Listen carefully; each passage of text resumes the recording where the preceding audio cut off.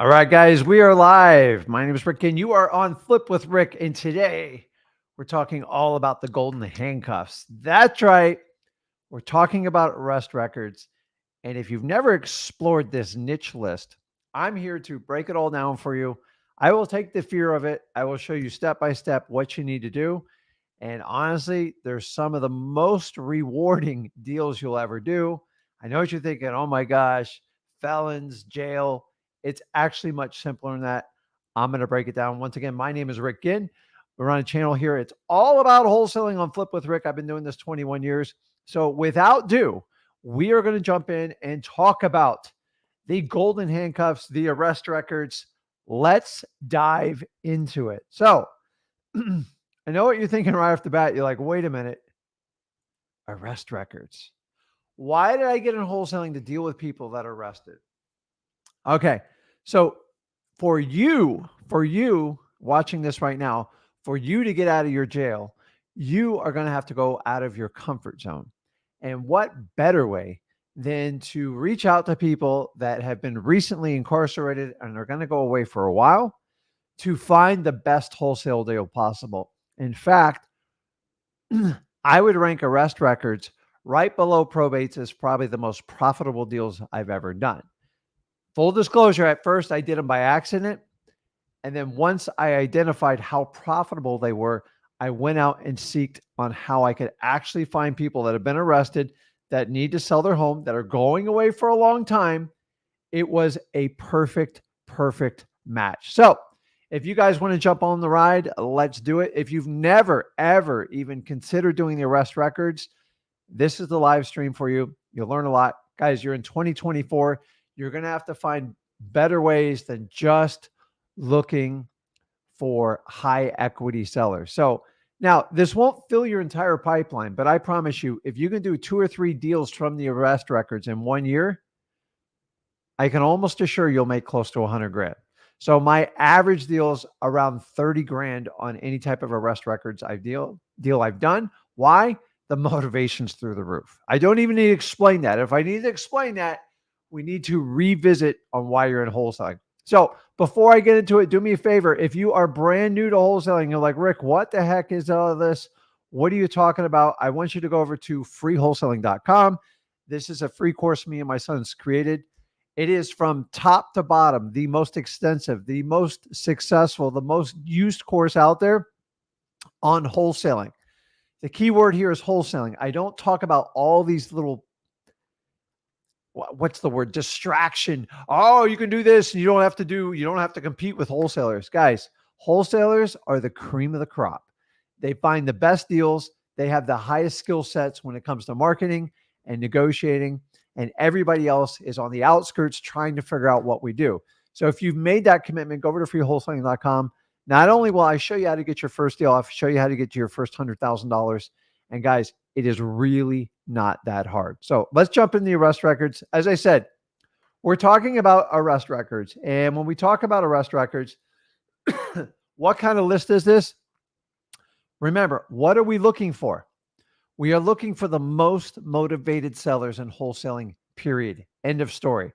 And when we talk about this, if you've ever met someone who's going away for 3, 5, 7 years to jail, 10 years, whatever it is, and they own a piece of real estate, what do they do?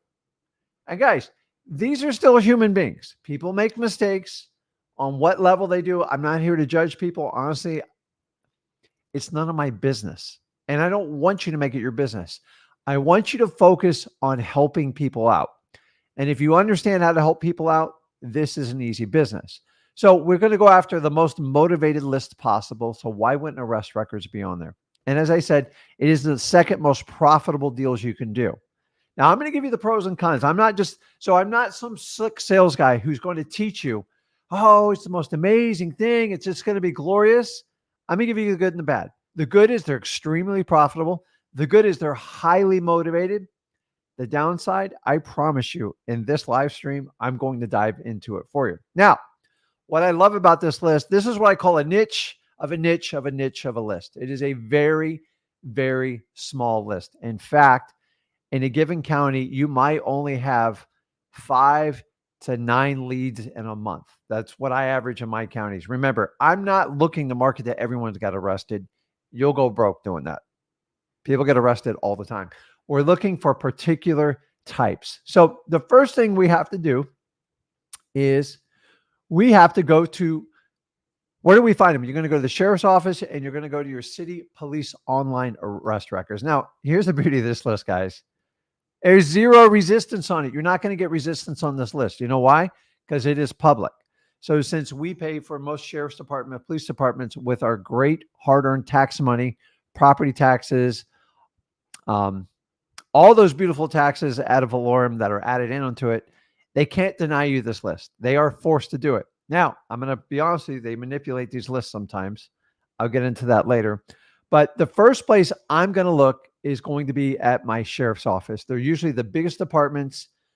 And sometimes you'll have a county sheriff, and sometimes you have an etched out city police department. They're both equally effective. Usually the sheriff is much bigger, much more robust, and much easier to navigate their site. So if you want me to show you, I will show you basically a simple screen share. Let's see here. Let's see if we can share it here. So I'm going to show you on my screen right now. It basically shows you. So this is Indian River County. So whatever your county in there, just type it in there, Indian River County Sheriff. And all you got to do is type arrest records. That's it.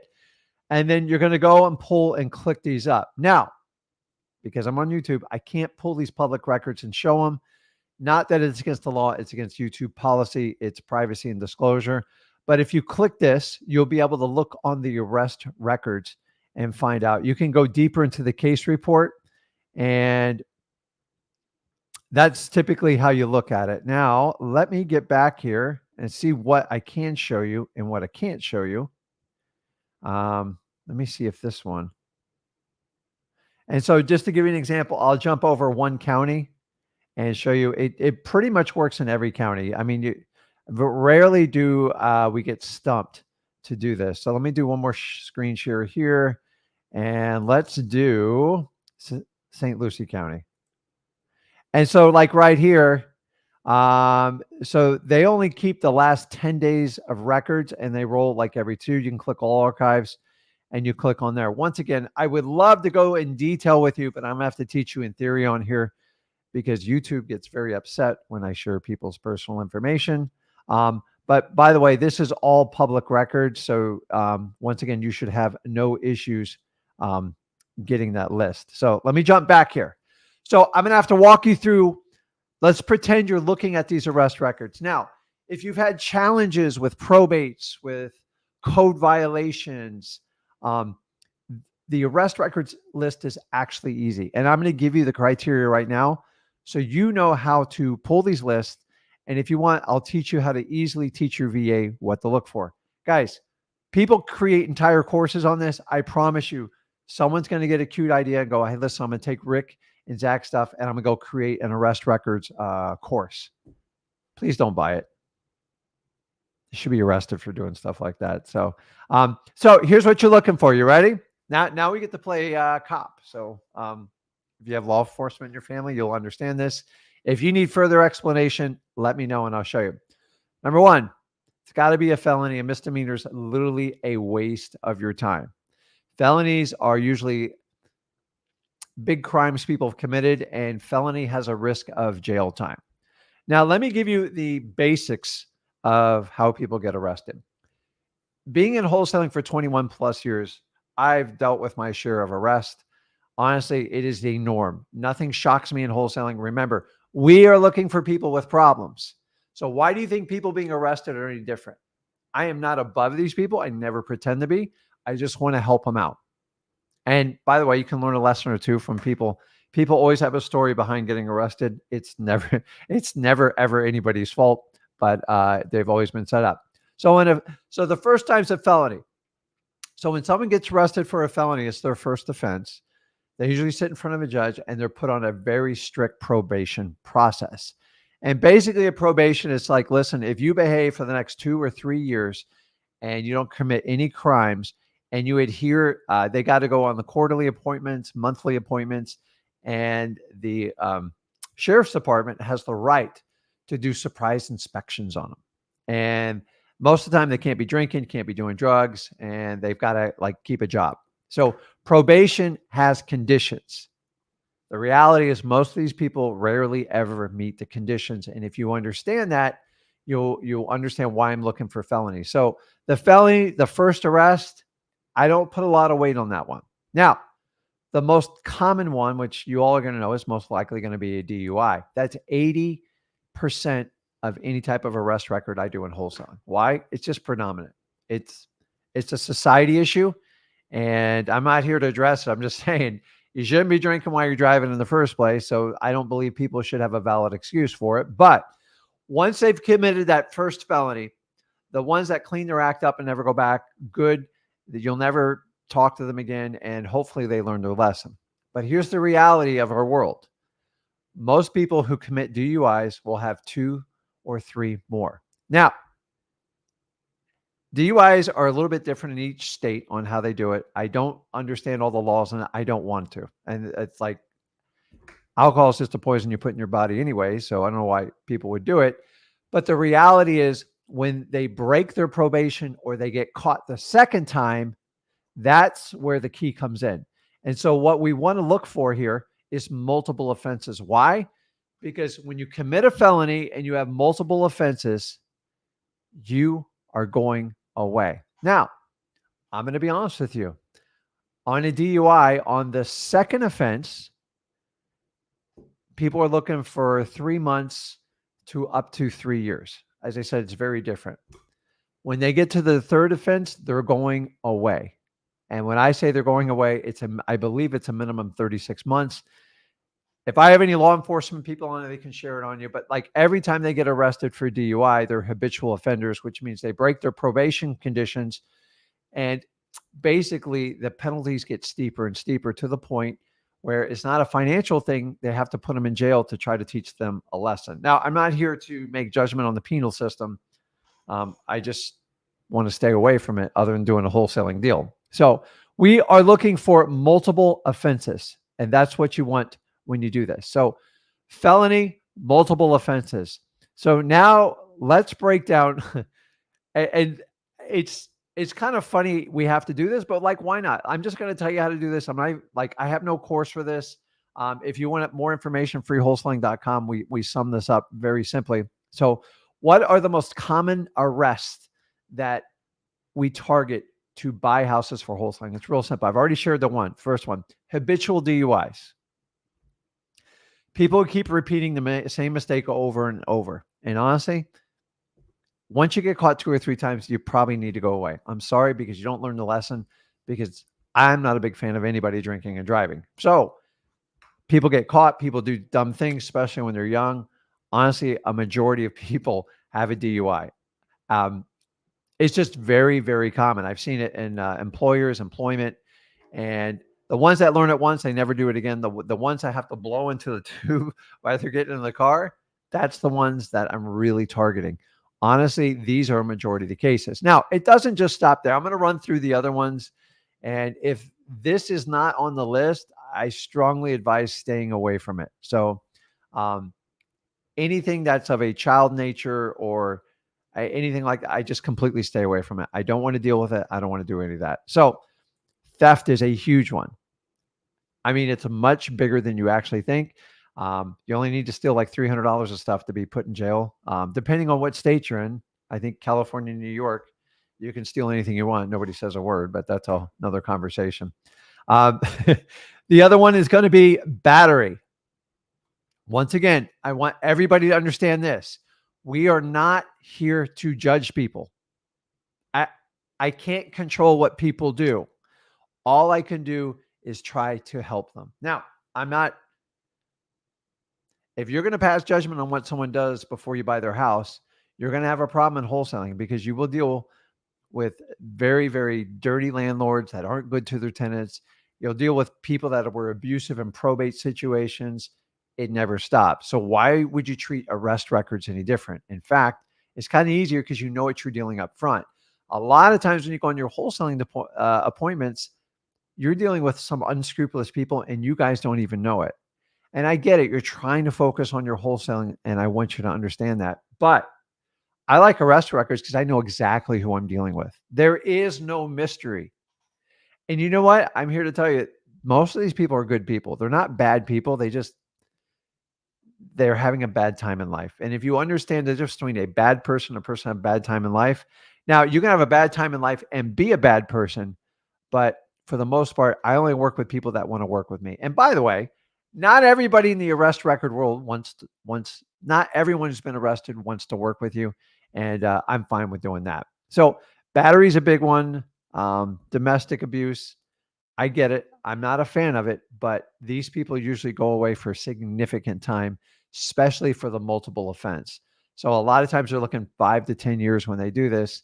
Keep in mind, guys, if you own a house and you're by yourself and you're going away to 5 to 10 years, they have to do something with the house because the reality is they're not going to give it to their friends to manage, and someone's going to take over the house. And when they're incarcerated and locked away, you don't have a lot of options to do it. It's a pain in the butt. You got to get other people to do it, and that creates a problem.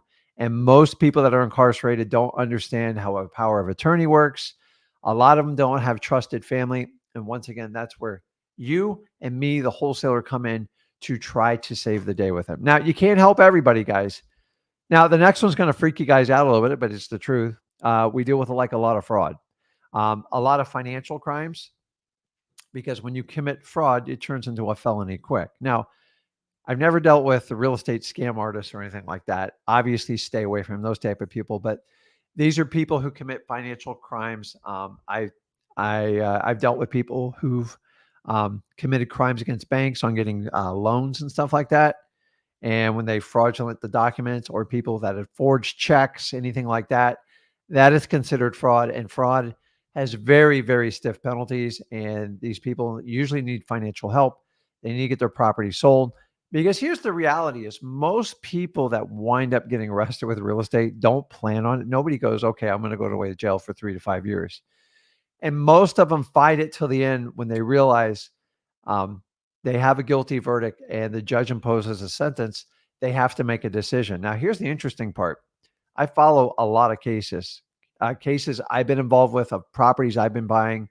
I've had tenants that have been arrested, and I have to follow these cases. When the judge drops the gavel, depending on how they've taken bond, some of them have up to 30 to 90 days before they go to jail. And I'm going to be honest with you, that is the sweetest spot on the arrest records, because they have a pressing issue. They need to get it done. They don't have time to fully market the house. And honestly, most of them don't trust realtors. So this is where a wholesaler like us grubby wholesalers fit in perfect with people with arrest records, because you just got to be a regular guy, a regular gal, and just talk to them. So fraud's a big one. The second biggest one, the DUIs, which goes hand in hand, are probation violations. Let me repeat that: probation violations. And if you've never known somebody on probation or anything, everyone thinks, oh, they wear that monitor around their ankle. When you're wearing a monitor around your ankle, you've done something really bad. And by the way, I've bought a lot of houses with people with ankle monitors. And that's one of the other beauties of wholesalers. We can go to our sellers as opposed to a traditional person that's going to go to a title company or something like that. And you can do that. But basically, probate says, hey, if you follow these sets of rules for the next 2 to 3 years, whatever it is, and you check in with your probation officer and there is no violations, we will exonerate your sentence and let you go free of charge. And we'll waive some of the penalties. But if you violate that probate, there is going to be severe consequences. You're going to go straight to jail, and we're going to impose all the fines, and you're going to get a 5-year sentence. It's already set. So once they violate, I guess there's a simple ruling with the judge. Once again, I'm not in law enforcement, but I've watched it happen. So when they break the violations, and a lot of these violations, they have surprise inspections.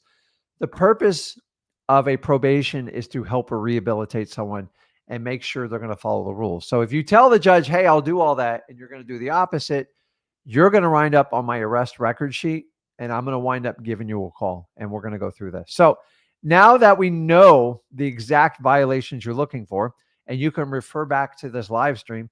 So I've pulled these records for myself and I easily trained a VA. This is like no-brainer VA stuff that you can simply outsource.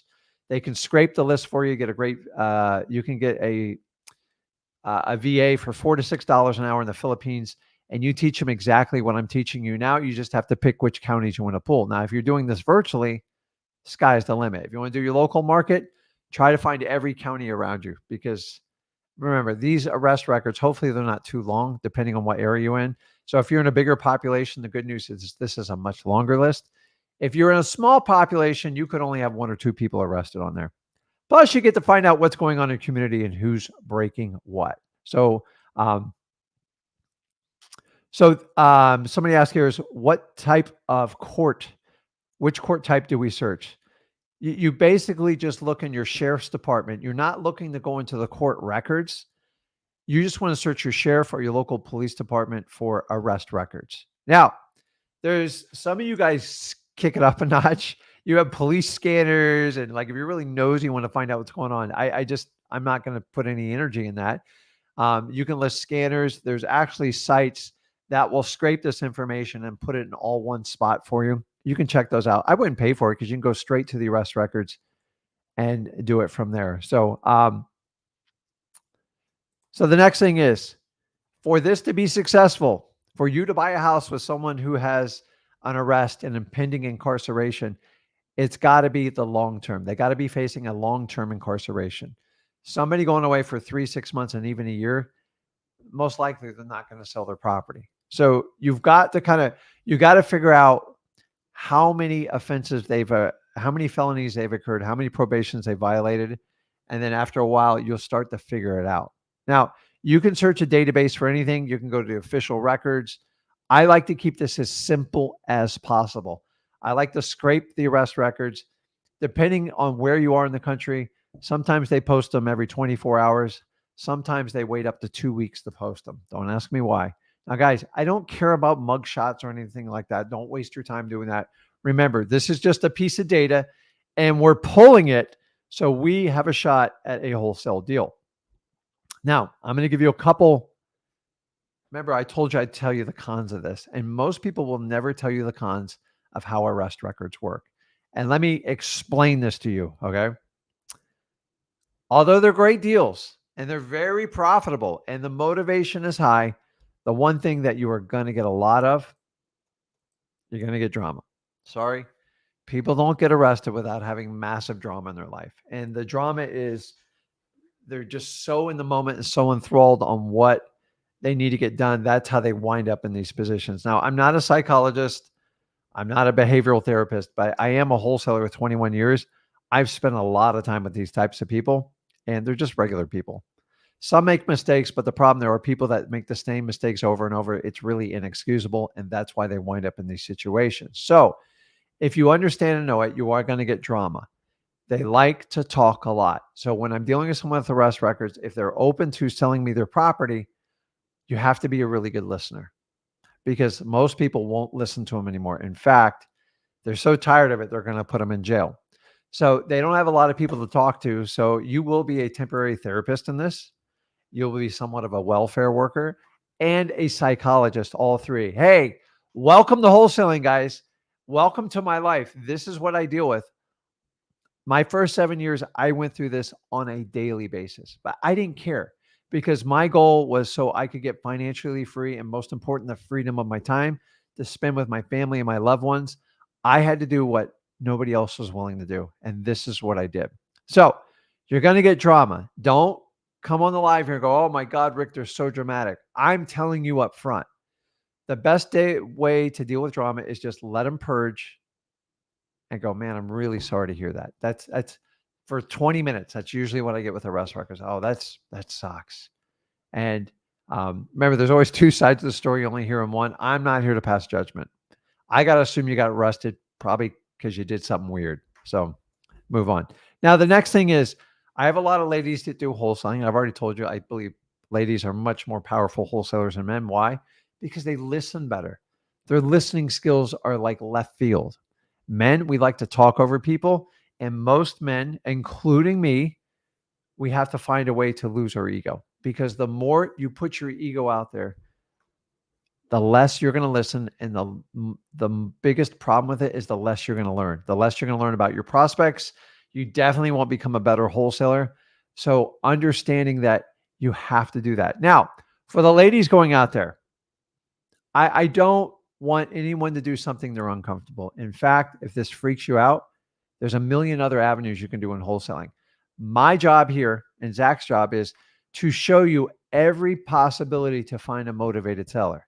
And we have to go down to the nit and gritty niche list to make sure we are giving you as many options as possible. You see, a lot of the courses you buy is just, hey, spend $5,000, mail, give me $10,000, and then let's see if it works. The reality is you've got to learn how to be a great wholesaler. How do you learn? You have to cut your teeth on motivated sellers. And I find that most wholesaling courses don't teach you this fact. And that's why I'm teaching it right now. So if you're not comfortable, don't do this. The most important thing you got to understand, your safety is going to be first. In fact, I'm here to tell you, I've never had a problem with arrest records other than the drama. The drama is high and it's annoying. Now, I know what you're saying, Rick. Do I actually have to go to a jail cell and get something done? Occasionally you do, but I'm telling you, when you have to go to a jail facility just to get a signature, because that's all you're getting at that point, it is the safest environment you'll ever be in your life. Like, trust me. So I've only had to go on twice. I once went a signature, and once I had to meet with an inmate to get to have a discussion with them.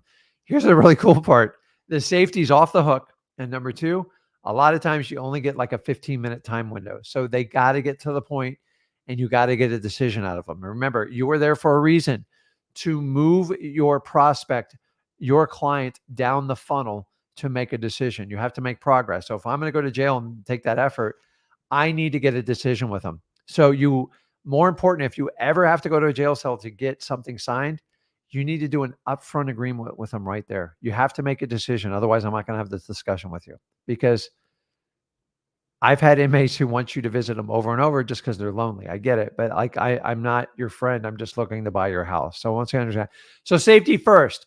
So the techniques I'm going to teach you, if you're not comfortable, full disclosure, don't do it. Don't ever go to an arrest record, arrestees, what we call them. Don't go to their house at night. And if you're a lady, please bring a man. And honestly, if you're a man that's uncomfortable with it, then just don't do it, or bring somebody else with you. Okay. And if you guys are giving this to employees, make sure you disclose what they're going to. Now, I've never had an issue with an arrestee, because usually they're on very, very good behavior. Okay. And I'm not approaching them Saturday night at 9 o'clock during like peak party time. So we're going on like a Tuesday at 12 noon. So I just want to get out there. Hopefully everybody understands. And I'm looking at your comments while you guys do this, so I appreciate it. Safety first. So what is the best way to connect with arrestees? So these are people who got arrested. So we're going to call them arrestees going on. Here's a whole song about that, right? I don't know. That's my ADHD kicking in. So how are we going to contact them? It's real simple, guys. You basically, in my opinion, have three choices. Okay. You can cold call them, do manual texting. You don't need fancy texting for this. You do not need launch control to do this, because they're a small list. So if you're using the Google Voice, perfect for doing your texting. It's really easy. Now, let me give you a little disclaimer. Arrestees love to text. In fact, they prefer it. So I would lean towards texting first, following up with a cold calling, as long as you can skip trace their phone number. Go to dmzach.com, show you how to do that. And then basically the third one is you can do reverse driving for dollars. Use your common sense. If you're not comfortable with it, especially if you're a lady, I don't want to put you in a position that makes you uncomfortable. But remember, you're reverse driving for dollars. You already know what their offenses are. You know all their information. You know everything about it. So you're going to have to make a choice. And remember, the purpose of that information is just to get data for a lead. We do not pass judgment. But just like you take your code violation list, your probate list, you have to classify them. So perfect example is code violation is, I don't want to talk to every person that has a code violation. Why? Sometimes they just parked a car without a license plate. They painted their house the wrong color. Those people are a waste of time. The people who have high lawn, deferred maintenance, or the house looks like it's vacant, those are the ones I want to talk to. So make sure you filter your arrest records for the highest probability of a motivated seller. You can't just call everybody on the list. Trust me, you don't want to do it because they're all going to talk to you. So my favorite method is going to be the manual text. Why? Because it works really well. And most of them want to talk and communicate to you via text. But don't make the mistake and think you can just keep them on text. At some point, you are going to have to convert them over to the telephone. So the last part of this, and guys, this is recorded. This is live right now. So you can refer back to this. So if you want to learn how to do it yourself, or you want to train a VA or an employee to do it, it's really simple. You don't have to spend a lot of effort pulling these records. Honestly, we get 2 or 3 leads a week in a good sized county. That's it. And sometimes we get 0, but that's fine when we get it. So it's easy. So when I'm finishing up the last 20 minutes of my day, I just take a shot at it. And my goal right here is if I just connect one of you with an arrest record, arrestee, and you get a $30,000, $40,000 deal off of it, I've done my job and I'm happy with it. I'm telling you guys, I've had experience in this. I still do it to this day. It works. It's slow and methodical, a little bit like probates. And sometimes you do have to wait them out. A lot of times they will wait till their court case and finding out what the outcome is. And then once the final judgment's passed down, they're dead serious about getting their house sold. And remember, they don't have 3 to 6 months to list it with a realtor. A lot of time they only have weeks. And this is some of the sweetest deals you'll ever do. So, which leads me to the last thing, which is associated with all arrest records. What's the one thing that every person, I'll let you guys put it in the comments. What's the one thing when an arrestee gets arrested? How do they get out of jail? Somebody put it in the comments. How do you get out of jail when you get arrested? Do they just, now, except New York, and I think maybe California, for the normal states, and I don't mean to pick on you if you're in those states, but some of your legislation's crazy. What do they do to get out of jail? That's perfect. So I'm gonna put, there we go, bail. And so if they know they got to post bail, how do they get out? Most people that get arrested don't have the money to post bail. Now, most bails are between, it's eerily similar to a wholesaler's deposit. Most bails around $500. I only want you to do 100, and it can go up to millions of dollars. If you have a severe crime, it'll be $100,000. If it's like really bad, it's like $1 million. And if you're really, really bad, you keep repeating it, you don't get bond. So to do it, you have to, Edgar's right, you have to bond out. How do you bond out? You've got to go to a bail bondsman.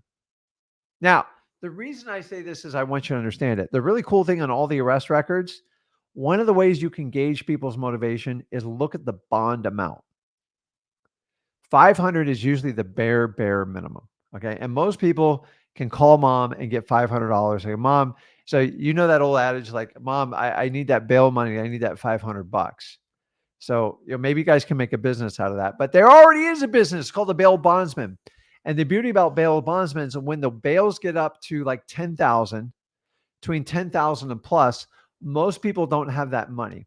So the problem is if you don't post your bail, which is money you set aside, it's like escrow money. And if you don't show up to court, you get an arrest warrant issued to you and they keep your money.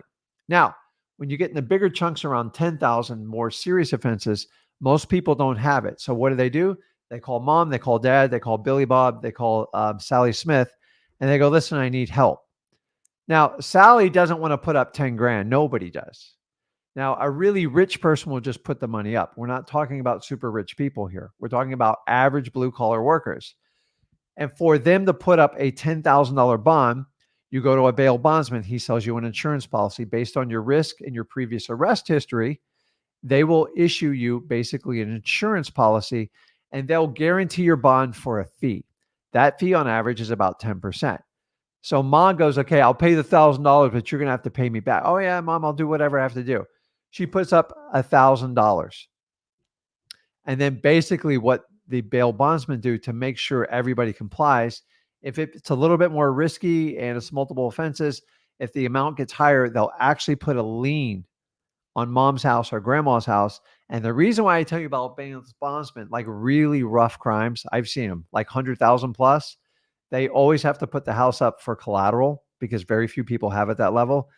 And then God forbid, if so the fee, that 10% they pay, they never get it back. It's like if you get insurance on your car. If you pay 2,000 for the year, you don't get an accident. Hey, we keep your same thing. So a lot of times they can't afford it. So say they owed $5,000 for the premium on the bail bond. What they'll do is secure it against the house. They'll go down and record it. They make it really legal and tight with lawyers, and then they only have so much time to pay that back. And the reason is arrest records leads to bail bondsmen, which led me down to a journey. Bail bondsmen hold paper. And guess what? The bail bondsmen just want their money. So if mom has a house that's free and clear, say a $200,000 house, and she's got to come up with a $5,000, maybe they had a $50,000 bail. She comes up with five. She goes, listen, I'll give you 1,000. And the guy goes, listen, I'll put a lien on your house, but I'm in a first position. If you don't pay it, I'm going to foreclose. Now, the bail bondsman, here's a little key. They don't want to foreclose on it. They just want their money back. And they're going to get massive interest in everything else. And that's where you come in when the bail bondsman starts harassing grandma or ma, and son's sitting in jail and he's going to be away for a while. A lot of times they need to sell their house, and they didn't realize how much they put themselves in jeopardy, because let's face it, we'll do anything to like save our children, save a loved one. And so people get in these predicaments all the time. And so I just want you to explore bail bondsmen. I've done entire videos on them. They're not the easiest people to work with. They're usually handed down generation to generation, but it is a phenomenal opportunity. And so look at the bond amount, and you're going to see a correlation.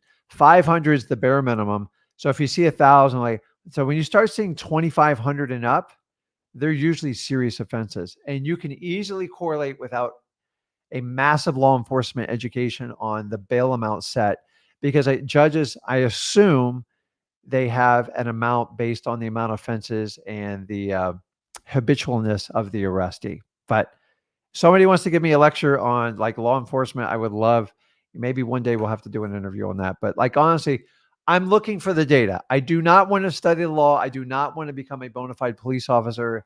I want nothing to do with like law enforcement. I just try to stay away from it, stay out of trouble. I want to help it out. So if there's opportunity in wholesaling, it's amazing. Now, I will tell you, bail bondsmen don't like vacant pieces of land. I've checked that out. They like houses where people are living in because they feel like there's huge buy-in. Because remember, if they have to hire an attorney to foreclose, it all costs money. So I've actually gone to bail bondsmen and bought their debt, or basically bought the house to pay off their debt. And they love doing that. But they're really smart. They don't, by the way, they don't take a discount.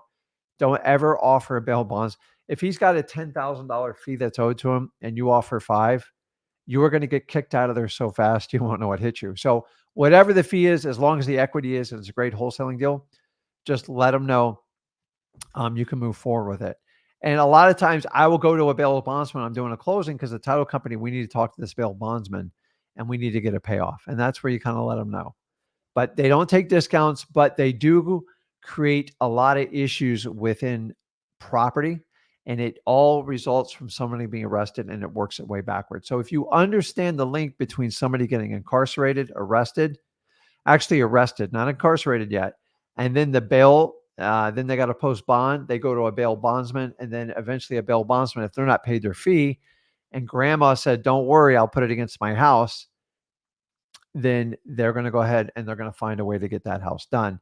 Now, if you get really chummy with a bail bondsman, they can actually provide you leads to go, listen, we got these 6 houses we're getting ready to foreclose on. I go, listen, let me see if I can buy it. And if I can buy it, I'll get you paid back quicker. And that's all I ever said to bail bondsmen. They're not easy. They're not people you cold call. You actually have to go and establish a relationship, and you're going to have to figure them out. They're tough people, because being a bail bondsman, if anybody's on this live stream, one of the toughest jobs out there, because you got to read people, you got to evaluate risk, and you got to decide who's worth putting up a bail bond for, and who do you not want to take that risk. Because the reality, if somebody doesn't show up to their court date, I mean, they are out. And so you see all these like Dog the Bounty Hunter and all that stuff. I don't think any of that stuff's real, but bail bondsmen, they're basically insurance salespeople.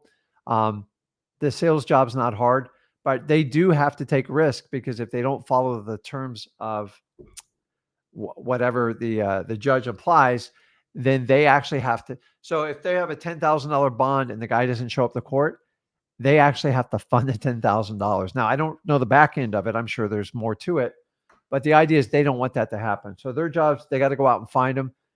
They issue an arrest warrant, and usually the regular popo go out and get them. So I'm not, probably not the best word I could use there. But anyways, bail bondsmen, and that's perfect. So that's everything on arrest records, guys. It's really simple. You just go to your local sheriff's department or local police department in the city or the county. And then basically you're looking for habitual offenders. Now you can pull up the arrest records and easily scan the information. Remember, DUIs, habitual DUIs, battery, theft, probation violations. Connecting with them, text is preferred. Cold calling would be second. Reverse driving for dollars is okay. Just make sure you're safe and you're okay doing it. And I don't want anyone to ever feel they're at risk. Never do it at night. Do it in broad daylight. I prefer 2 people going, but I've never, ever had an issue with it because you know what you're walking into. And remember, we're not walking in the house. We just knock on the door, or putting on the reverse driving for dollars with the sticky note avoids that huge confrontation.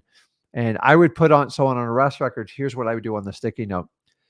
Hey, I had a quick question about your house. Please text me. This is John. Boom. They love the text. I don't know why. It's just, they love the text. Every time they won't stop texting me, I go, at some point you have to convert them over. So I've even qualified them via text, but eventually you do have to talk to them. There's no way around it, especially on arrest record. So that is it, guys. So jump on the arrest records. It's simple. It's easy. It doesn't take a lot of energy. You just got to be consistent with it. Just like I tell you the probates, you have to consistently keep doing it. And what I like about arrest records, it's once you connect with them, I pretty much know the outcome of every case. It's just the timing. Sometimes I have to wait 6 months to a year. Sometimes I'm doing it in 30 days. So it's kind of like the same thing of probates, just a different type of problem. Guys, all we do is find and locate problems and solve them in real estate. That's all wholesaling is. The more motivated the seller or the house, the better the odds of you getting a deal. So why would arrest records be any different than me teaching you probates, code violations, any type of government list, tax delinquencies? And it's important we go over this. Me and Zach like to go over the fundamentals, okay? The people that are in the playoffs right now, college playoffs, which are already over, and in the NFL, they're the people that know how to tackle, block, do the same thing over and over, and they do it in different ways. It is no different. The more fancy I talk to you and start telling you about, you need to hit a $20 million target and all this stuff, most of you, I'm just trying to get you to your first deal. And then those of you got a couple deals on your belt, I'm just trying to get you that first 100 grand.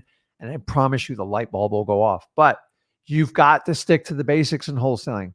For the last 5 years, there's been no basics at all. In fact, if you learned wholesaling the last 5 years, you probably learned it from a guru that probably is kind of gone MIA and they don't really do it anymore. They're waiting for the market to be perfect so they can go back and target you guys. And I don't want you to do that. I'd rather you flip houses than gurus flipping you. So that brings us back here to Flip with Rick. So here's what we're going to do. We're going to answer some questions. We're going to jump on some lives. And if you've got a pending problem or you need me to get inside your head, my job is to help people. Now, you can't come on here and complain because we just both sit here and stare at each other. If you've got to make progress or you're going to make an excuse. So if you're going to make an excuse, I'm just going to be honest with you. I'm probably not the guy to go to because I'm going to toughen you up. And I'm like that uncle or that father you never had. I'm just going to tell you the truth. And that's the beauty of doing everything we do here with me and Zach is we have the ability to tell you the truth because I'm not hiding behind a paywall. In fact, I give you everything up here for free. And I don't know why more people don't do this. The more people I help, the more money I make. And that's just how life works. So my predominant income is not from flipping students and courses. In fact, I dread that. I don't like it because it's all theory and it doesn't work. I love working on deals with you. And I'm going to show you ways you can kind of work with me on that. So as I said, if you are brand new here, go over to freewholesaling.com. As I said, it is the best way to jump in this business and get started. And I promise you, I'm not going to hit you with a credit card. I do not have an upsell for you. I know it's shocking. I know it scares the crap out of a lot of people, but the reality of you guys have been hammered so hard the last 20 years in the wholesaling business. Me and Zach are on a movement to change this industry. And you guys are already seeing signs of other people kind of joining into it. I welcome it. God, do I welcome it, because it needs to be done. Okay. You don't need to pay someone 5 or 10 grand to learn this business. It's a joke. And these people that are sticking to these old school theories, they are deeply entrenched, and they're going to squeeze out every little best profit of any wholesaler who says, I need help. Oh, pay me 10 grand, I'll fix it. We don't need to do that. So go over to freewholesaling.com. It's 100% free. First deal to your first 100 grand. And let's do that. So I wanted to highlight a couple comments on here. So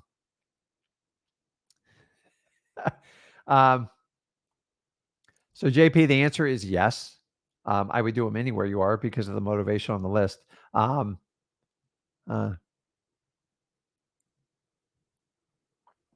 So Nadar, the best way to start is freewholesaling.com, just like I said earlier. And let me just keep working through. I had a couple others here. So Stan's right on sentencing guidelines. Listen, guys, I don't want to get in the weeds. Just like I don't teach you to be a lawyer, I don't teach you to be a title company. I definitely don't want to teach you to be a bail bondsman. I don't want to teach you to be an arrest, basically a police officer, because their job's hard enough as it is. And by the way, anybody in law enforcement, my hat's off to you. In my opinion, one of the most brutal jobs you can do. It's tough. I have a lot of friends who are police officers. I have family that are in law enforcement. It is a brutal job, and I thank you every day for doing it. But it ain't for me. I don't want to be shot at. I don't want to be chased. And I'm at the age where I just don't want to sprint and chase people. And my kids are too old to do that. And yes, my son can beat me in a race. So for the longest time he couldn't, but now he kills me. So, okay.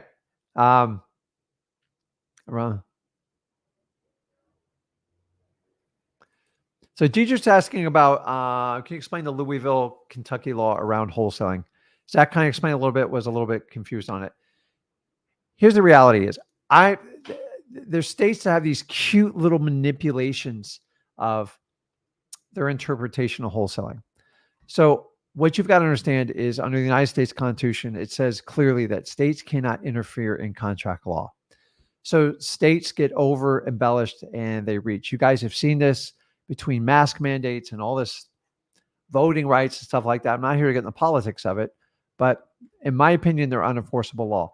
The particular one in Kentucky does not address if it's legal to wholesale. What they do is they attack on how you market it and how you do it. And they're trying to bust you, so you have to get a license. I'm here to tell you, you just have to be educated on it. So here's what I would do. I don't want to create confusion because this is the problem in the industry. Everybody tells you their interpretation of it. Go read the law yourself. Read it very clearly, word for word. Talk to a title company, and then if you want to talk to a real estate attorney. But the law is so vague, so unenforceable, and really doesn't outlaw wholesaling. But what it does is tries to hinder you from marketing types of abilities. And most of the laws you're going to see outside of Illinois, which in my opinion has way overreached their state's abilities. And if it ever got challenged in a federal case, I don't think they would stand it. But who the hell wants to be like sued by a state attorney who have unlimited funds and kind of peel you away? I get that. But guys, I'm here to tell you, I will stand firm and tell you right now, hiding behind a real estate license will not fix your problems. In fact, I'm here to tell you, it will make it worse. I'm sorry. If you want to be a real estate agent, go get a real estate license. A real estate license is 100% catered towards real estate agents and brokers. They do not protect you as a wholesaler. And in my opinion, they put you in greater limbo because who's your responsibility to? You can't be responsible as the buyer and the seller in the same transaction. In fact, by getting your license, you admit to the world you're playing both sides. So most people that have a real estate license in wholesaling, they started out, had dreams and aspiration being a real estate agent. I'm not going to get into why they failed, but that's another topic. And then they found wholesaling, and I'm happy for them. I welcome that. And I think that's fine. You keep your license. I get it. There are hindrances. You have to disclose it to everyone. It's a pain in the butt. But there's a big movement of gurus telling you, you have to go get your real estate license. Guys, The only state I would tell you is Illinois, and that is it. It's ridiculous. Like what's it going to protect you against? Nobody's ever been sued on this. No one's ever been challenged because the laws are unenforceable. I'm not an attorney. Run it by your attorney. Number two, so if banks, if mortgage companies, everyone can assign all their rights and everything and never be held accountable, how can you just pick one like simple little party to do it? It's ridiculous. Insurance companies do it. Your life insurance policies are traded every day. All types of policies are traded. There has to be assignability. They can never get rid of it. So what they're going to do is use these little tricks and these, don't do this. They're just trying to scare you. So the best way to help yourself out is just become educated. Now, I would love to spoon feed it to you. I want you to read it. And when you read it, come back and ask a high quality question and jump on a live. Then we can really analyze it. But if you just read it, it's actually very clear. It's amazing how people can read one sentence and you interpret it one way, I interpret it another way. That's the challenge with our law system. So read it. When they become vague and loose, there's no way to it'd be a lawyer's dream to defend that case. Here was my buyer's intent, and this is what they did. It's like crazy. So don't get hung up into it. I get it. The reason I don't want to give you the answer to it is because I can't give legal advice on here. But I've done plenty of deals in Louisville. In fact, I know 3 people that are just destroying it in Louisville. And we've all been over this. And here's what every one of them that I work with, read the law, read it carefully, talk to your title company, talk to a real estate attorney. And we all agreed on it. But the fear mongering comes from people that just, well, I have a license, so you should have a license. Guys, anyone who tells you get a license, ask them straight up, do you have a real estate license? The answer 95% of the time will be yes. So do you want to be a lion or you want to be a sheep? You're going to do what everybody else does. Are you going to stand up and fight as a wholesaler? I've gone 21 years without a real estate license. There's no point in doing it. It kills your marketing. Honestly, it creates a conflict. It clouds whose interest are you in? And then your paperwork gets really thick. And then you have a boss you have to answer to called your broker. And I'm not a big fan of it. Now, that's my opinion. I'm deserved to it. I'm on my channel. So gurus can beat me up on it. So I appreciate it. What's up, Clive? BJ's working on the arrest records. That is awesome. Perfect. So, okay. I think, let me see here. What's up? I appreciate, says, you and Zach are gems. You both have no limits with wholesaling attitudes. You know, I do have an attitude with wholesaling because I love this. And, I get a lot of flack like, oh, you kind of like, you beat people up. Listen, if you're going to go on the internet and make claims like you got to have a license, you got to do this, this is illegal, and you can't back up like the state statute, what's the point? And that's the problem. We all complain about our media, but like we're actually doing it in this business. The reality is you guys are a mark as a new wholesaler and they're going to chase you. You are the most sought after coaching dollars in all of America. And it is known. They have entire seminars on how they can manipulate you to get your money. The biggest one is call me and we'll do a discovery. It's not a discovery call. It's I'm going to sell your butt call. So if more people would just speak up and just speak for the truth, but there's a reason I don't do speaking tours and all this other stuff. Why? Because it's all convoluted. It's all put together. They all make the waters murky. And hey, I'm going to hit your customers with this. You hit my customers with that. And then we'll both make a ton of money together. If you're going to survive in this industry, you actually have to speak with authority and truth. So I've been here 21 years. So I think I've earned my right to come out here and speak it. I kept my mouth shut the first 10 years I wholesale. Why? Because I was wholesaling. Like I did it 7 years. That's all I did. So I love this business and I appreciate it. So let's jump on. See who we can help out here today. I got it. Lily, are you there? Lily. Lily going once, going twice. I don't think Lily wants to talk to me today. It kind of hurts my feelings. It's okay. It's okay. Lily, if you want to come back on, send me a message here. So Eugene, you there? Hello. Yeah, I'm here. All right. I got somebody live talking to me. What's going on, man? What can I help you out with? Yes. So last Thursday, I called. So I called up a lead. The guy answered, and he, is interested in selling his house. Okay. He's moving to Delaware, I believe, because he's a little older. He's around 75, Mm-hmm. and he's trying to move out. And he said that his neighbor's house across the street sold for like 325,000, and then the people who bought that house, they told him that they would pay, or his house was worth about 285,000. So I did some calculations, and my offer would be like 150,000, Okay. and I'm assuming that's a really low offer that he would like go crazy over it. So I just wanted to ask. So the original call was about 13 minutes. We talked a little bit about his life, whatever. And I feel like that might not be enough report to give him like such a low offer. So would I, let's say I would have to call him again, not to give like the offer, just to talk to him again. Like how would I call him again? Like what would I say? Like what would I talk to him about, like for a little follow-up call before calling him again later and Okay. giving him an offer? So, Eugene, have you done a wholesale deal before? No, I haven't. So, first off, you're overthinking it. You're Okay. way overthinking it. Way overthinking it. What's the one piece of information that you've excluded from me that will help me guide you on how to move forward with the seller?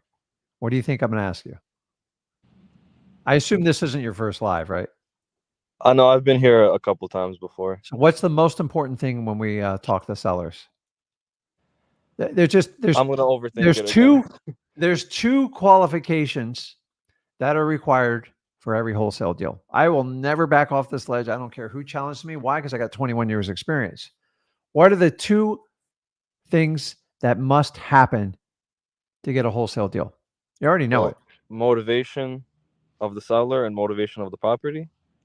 So seller motivation is huge, and they have to be willing to sell the property. Without those two things, if you can't check those two boxes, don't bother with the rest because you're wasting your Hmm. time. So how did you get in contact with this seller? Where do you come from?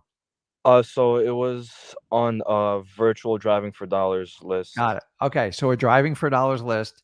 You called on it, and was it just a beat up house, or I assume something triggered it for you to put it Yeah, on that so list, right? the outside of the house, it's like bricks, but it's painted white, and all the paint is coming off. So that looked like a really big like motivation. Yeah. Okay, so So that's fine. You answered that. I appreciate that. So, guys, if you can start with that information, it helps out a lot because I'm trying to train you and ingrain you. Okay. Number two, Eugene, you understand 100% of the people aren't going to say yes to you, right? yeah, of course. It's going to be quite the opposite. So, you're talking about doing comps and all this other stuff. Hmm. Why are you bothered? Like, I'm just being brutally honest. Like, you know my rules on comps, right? Like make it quicker than like 10 minutes or something. 10 minutes or less, but honestly, until so you looked at so there's when you look at motivation, there's two categories, right? The Hmm. seller's motivation, which you don't quite know yet, and then the property. So you believe the property's motivated, looks like crap. Yeah. No, the seller said he's trying to move to like a senior care center. Perfect. So what's this is a teachable moment. I'm putting you on the spot, but I'm doing this so you can teach because when people are under pressure, that's how you actually learn. So, what would make him do a deal with you versus anybody else in the entire country? What would be the difference maker? What if I was with you? I go, hey, listen, Eugene, I'm gonna walk to that door and we're gonna get a deal. But like, here's how we're gonna do it. What do you think I would say? What do you think I'd say is the most important part? Well, building a relationship with the seller. Boom. So, so let me ask you: have you ever built a relationship before with anybody? Yes. It takes time and energy, and you can't skip this step. So you're so worried about how he's going to respond to your offer, which I get it. That's how most people do it. The the best way to ensure that you can move forward that conversation is you have to build a relationship. If you build a relationship, you can use my method called go for no. If you don't build a relationship, you just get kicked out of the house or hung up on. And guys, this is the big secret me and Zach have been holding back from all of you. You have to build relationships. Build that relationship, get it way up there. And then when it gets up there, you're going to hit them with the go for no. And what's the purpose of the go for no, Eugene? To get the price, to get a price out of the seller. To get a counter, right? Yeah, counter. So you don't overpay for the property and you can get the seller's true bottom line number. Instead, you're trying to guess it. So you look at the comps and then you go, he'll never take lower than this. You have no idea. And this is what I learned the hard way. You guys are always assuming what your seller is going, like the least amount they'll take. So the only way to get the accurate number is just ask. And how do you ask? You use the go for no. Go for no only works if you have a relationship with them. So that, and you know what? If you don't Yeah. ask and use the go for no, you will never know. Yeah. So if you offer too much and they take it, you're stuck. And if that number doesn't work out and you can't find a cash buyer, you're just going to waste a lot of time. And that's what most wholesalers do. So number one, stop trying to guess what he's going to sell it for. You have no idea. These type of people I specialize in, they need time, they need care, and they need love, and they need your help and guidance. So that brings me back to my question. So, Uh-huh. so I would have to build like a more of a relationship with him now. So I would, let's say I would have to call him back, but like, what would I talk to him about? Like, how would I start a conversation with him that is like, does not have to do with the property, like giving an offer? So when's the last time you talked to him? Thursday. It was just one call, like 12, 13 minutes. Just call back, use the seller's name. Guys, the more you can use the seller's name, the more you get their attention. I you can tried figure that. out. You have to. And then you just have a conversation with, hey, John, I'm just calling to check up with you. I know we spoke like a week ago or last Thursday. I just want to see if you had any other questions. Have you gone by and looked at the house yet? Or are you doing it virtually? No, it's virtual. So just start asking questions. You got to kind of get into his personal world. Otherwise, it's going to be transactional. If it's transactional, you have no shot. If you can get the no, get the guy to get the laugh, use your own personality that God gave you and work with them. So the first time is very, let's face it, it's brutal, man. The second time, you can tell if you made progress. It goes, oh, hey, Eugene, I'm glad you called. And just say, listen, and I always start off something off topic. Now, a lot of the countries had weird weather, including us here in Florida. Can you believe this storm or like whatever this is? And just get them talking. Yeah, Get them talking. it's snowing in New York. I'm in New York right now, New York City. And get them flowing and So it's talking. And snowing. then say, listen, I got a few more questions about the house. Or use this trick I learned when I didn't know what the hell I was doing, is call them for a question you already know the answer to. Why? Because it breaks the ice. It's not confrontational. And go, hey, Gene, I was calling. Was that a 3-bedroom or a 2-bedroom? I forgot. Okay. And then while you have them on the phone, hey, Gene, I thought about this. Did you ever think about what you need to get rid of this property? And let him kind of go through and validate his comps and stuff. And then you can start working through the numbers. And once you start getting information back and forth, that's when you peak the relationship out and you use the go for no. And then you got to rebuild it all over again. And just keep punching away. Listen, you're taking a risk. You're putting your butt out there and it feels uncomfortable, right? Yeah. Get used to it. This is wholesaling. I got used to cold calling, but now I need to get used to giving super low offers. Now relationships, you build it up. So let me give an equivalent. Are you married, single, or? Well, I have a girlfriend. Okay. So I'm going to use this. Hopefully my wife won't see it. So basically, you ever try to tell your girlfriend kind of like bad news? Like it's not fun. Like, so say for Valentine's Day, you're taking her this fancy dinner and you already told her about it, right? Mm-hmm. And she's looking forward to it all like time. And they call you up and they go, listen, we screwed up. I got to bump you. Like, I'm sorry we overbooked. And you go, honey, instead of going to like, what's a fancy place? I don't know, like a Benihana's or like what's that famous steakhouse? I forget the name of it. You go, we're going to Chili's. But like before you do it, you just start buttering them up. Like you got to go, hey, I'm so looking forward.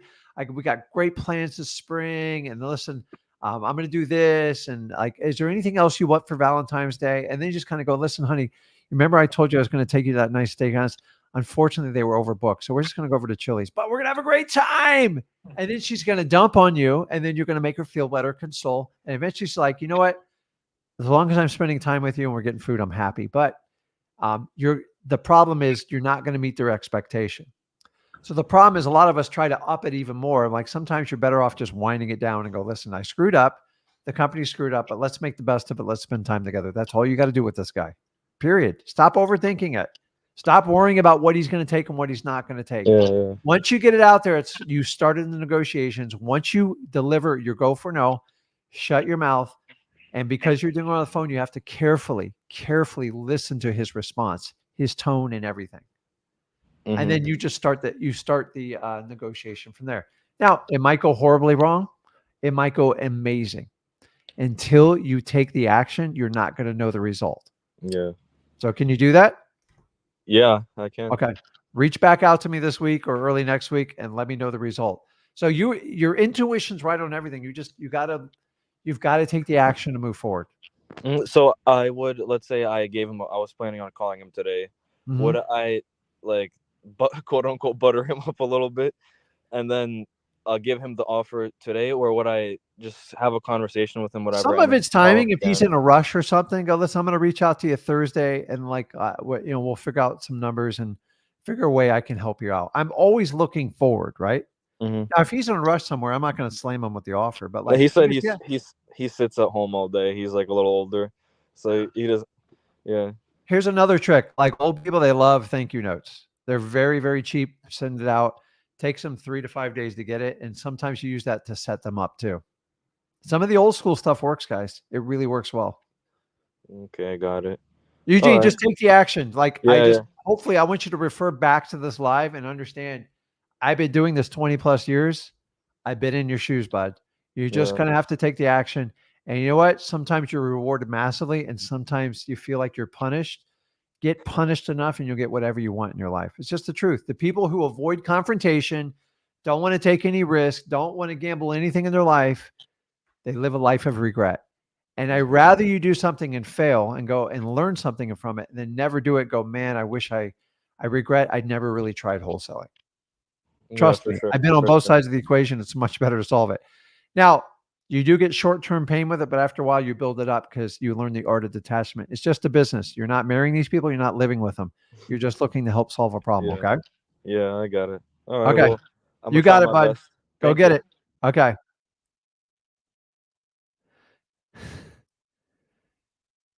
Okay, Junior, better be good, man. You're waving me down, man. I'm expecting huge things from you. What's going on, man? Thank you.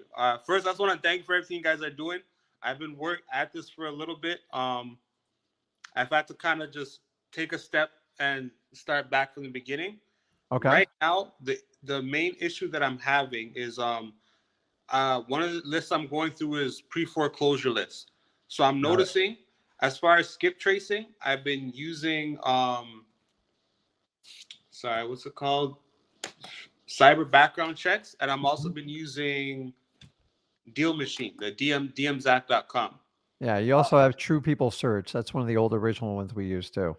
Yeah, I actually started off at True People Search, but I noticed cyber background checks just seem in my area at least seem to just have more accurate, better information.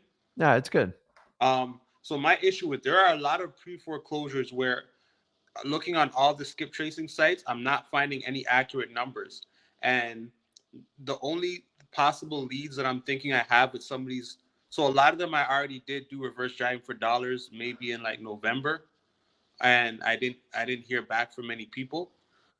So with people that have attorneys, do you recommend me trying to reach out to the attorney and not at all? Never. If I can't get listen, what's the attorney's job in a foreclosure? I guess to get as much money as they like, run it on as long as they can, and their job is to get paid. I'm here to tell you, foreclosure attorneys, in my opinion, are like. Listen, I'm not going to say anything nasty about lawyers because I have a lot of friends and a lot of people, but I could never be a lawyer. So let me ask you: do you ever think a lawyer is wrong in America? Yes, I do. Yeah, 50% of the time they're wrong. So, um, how many lawyers you actually think win a foreclosure case percentage wise? I have no idea, but I wouldn't think a Yeah, lot of them. like less than 3%. Okay. I believe that was the number. So why do people hire? Like to me, it doesn't even make sense why a person. Listen, the reality is. Let me ask you this, Junior. Uh, if you have a mortgage, or you had a rent, and you just stop paying it for 4 or 5 months, do you really think hiring an attorney is going to fix it? No, It's the only fix is you got to pay the money. They don't know you. You signed a piece of paper, and you're obligated to it. So when people hire attorneys, it usually doesn't go well. What's the outcome? So some people hire to delay the attorney because they're not paying the rent. Some people have a legitimate claim. Like there are people that get foreclosed on for the wrong reason. But for the most part, the attorney took the case. Why? Because he's getting paid per hour. That's it. I'm just telling you, they rarely ever win. There are exceptions to it, but reaching out to the attorney in anything real estate, especially wholesaling related, is usually a disaster. Probates, avoid them like the plague. The attorney is there to represent their client in their case. Your name's not on it. They don't want to talk to you unless you're paying them. And that's the reality. You'll get nowhere with them.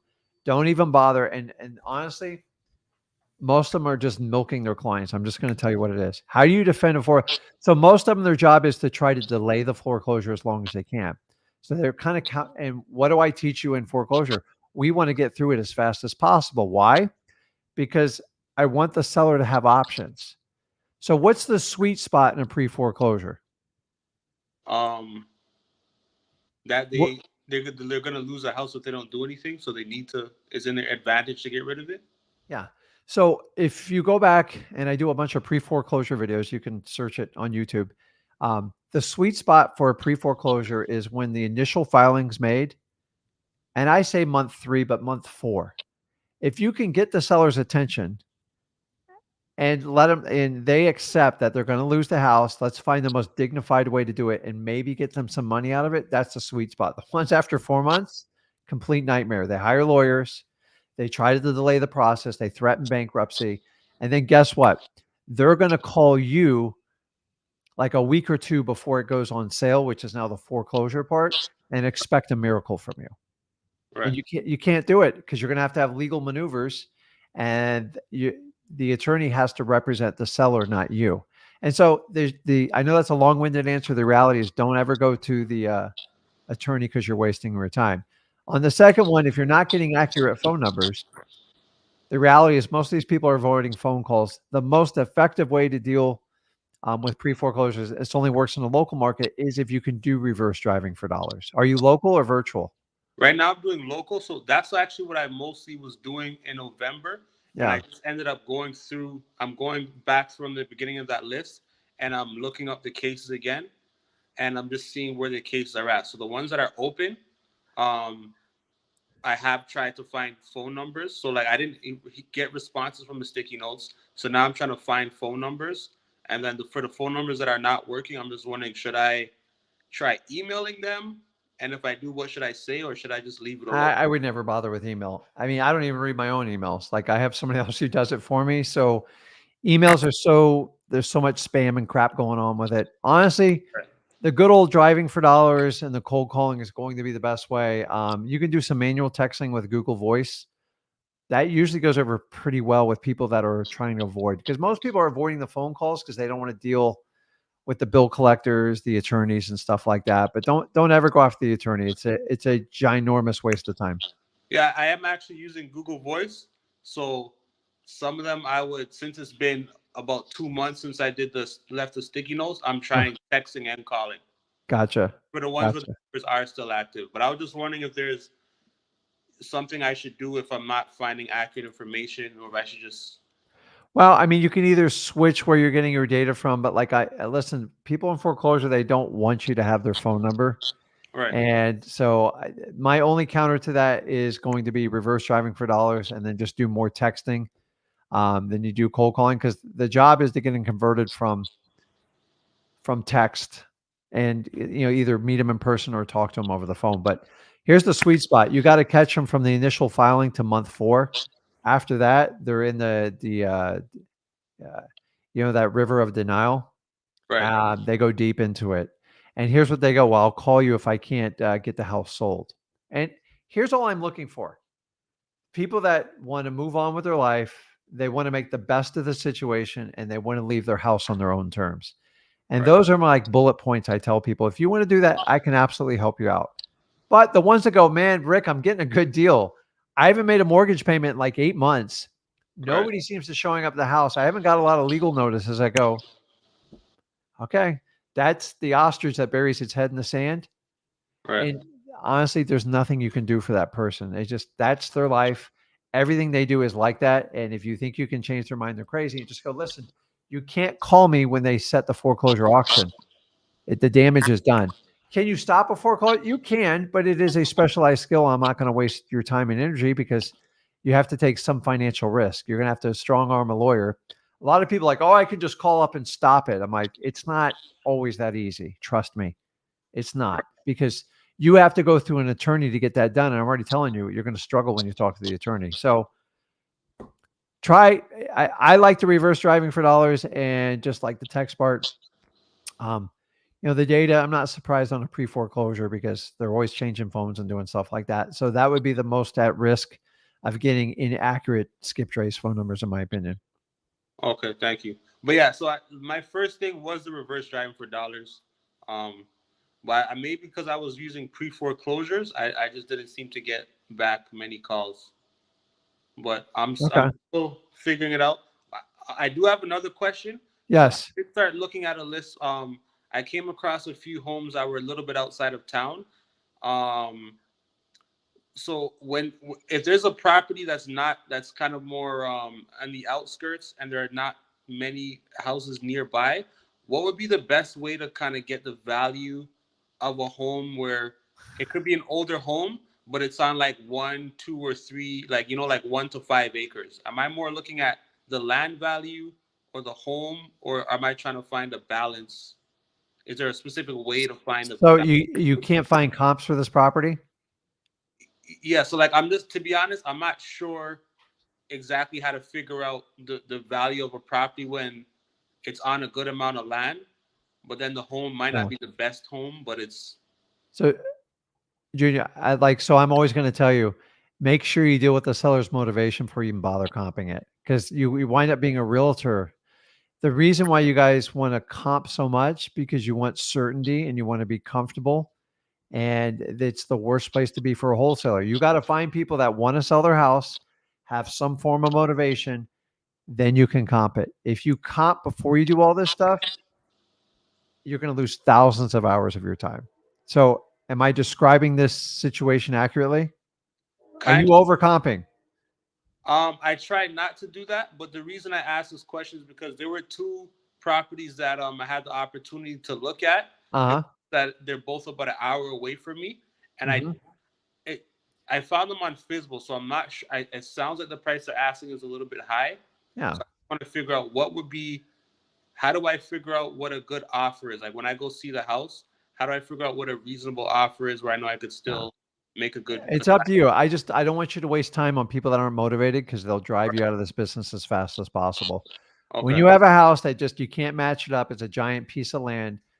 You can look at land value, the house value, and you could look at worst case scenario, how much would that house rent for on a monthly basis?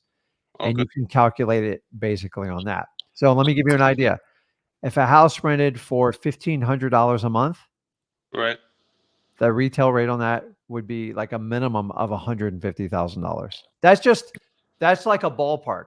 So when they ask for so if they go, well, I'll take 100,000, like, okay, let's go deep into this one. Now, if they're asking for $500,000, I always like, how'd you come up with that number? And I put it on them. Like, walk me through the math. So say I'm an investor and I buy it, I want to rent it out. What do I expect to collect per month on that? And then you can calculate a return of like, what's the most you would pay for it? You don't buy houses to lose money, right? Right. So if I bought it, say for $500,000 and it rented for $1,500, would you think that's a bad deal? Yes, I would.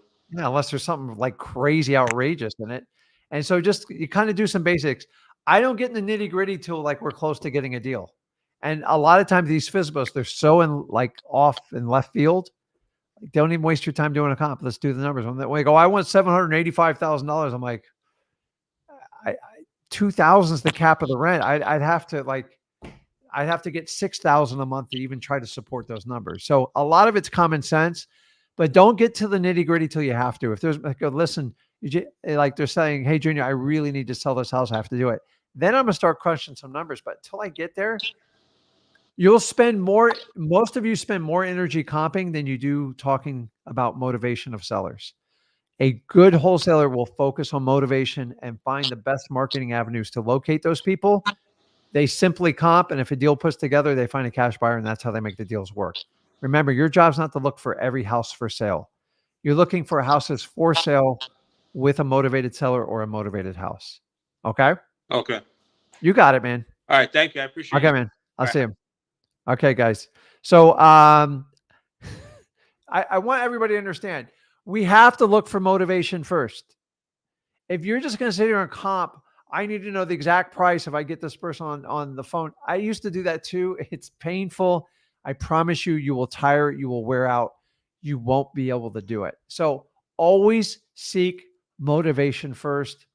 The reality is that's where the best wholesale deals are. Everything else, I'm not saying you can't get deals off MLS and you can't do this, but I spend very little time on MLS. When a realtor, I train realtors to bring me deals. That's the best way to train a realtor. To sit there and send thousands and thousands of offers to realtors, you can do it. I would never do that. No, I teach a basic teaching at freewholesaling.com how to use MLS, but there's still criteria and filters we want you to search for. And keep in mind, when you go on the open market, you have to bid with everybody else. When you have an off-market property, this is the huge advantage that wholesalers usually have. Motivated sellers, off-market properties for sale. So I know I said 2, let's make it 3. I like off-market. I bought them on their own market, so it's not a dead set requirement. But if you want to put the odds in your favor, it's got to be off-market as well too. Is a FISBO off-market? You can interpret it either way. If it's out there on the interest with a price tag, pictures, and a contact phone number, to me, it's on market. So guys, I appreciate you. If you want to spend more time working with me and Zach, check us out at Flip with Rick Plus. We're getting ready to announce a live event. I think we're going to do it. We're probably, I'd like to say this week, but most definitely by next week, we're going to make the announcement. There's always excitement to go there, and why people love working with me and Zach is the networking event is like, they're awesome. Any type of real estate networking event I love. But to meet us in person and work together, and we spend a lot of one-on-one time with you, and then you're able to connect with us 4 times a week. If you want to check it out, Flip with Rick Plus. For those of you on Flip with Rick Plus, I will see you on the other side on the extended live. You guys have a fantastic day. Go out and get deals. Remember, the best deals are in motivated sellers. Learn the basics of wholesaling, and success will follow. I appreciate you guys. Go out there and get some deals.